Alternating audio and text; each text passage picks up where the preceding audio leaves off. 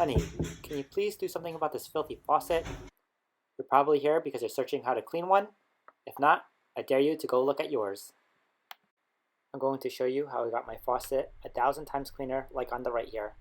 If you find this video helpful, please consider subscribing and liking the video. Go get some distilled white vinegar, a rubber band, and a Ziploc bag or plastic bag. Fill the plastic bag with enough distilled white vinegar to cover the faucet.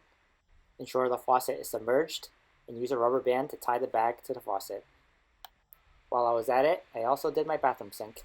You'll see a lot of gunk floating around. Just let it sit there for about 8 hours. After 8 hours, you can remove the bag from the faucet. A lot of the gunk should be loosened up.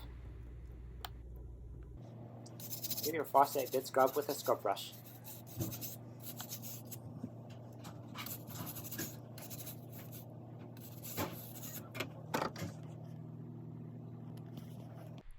Notice the difference. If you found this video helpful, please like and subscribe.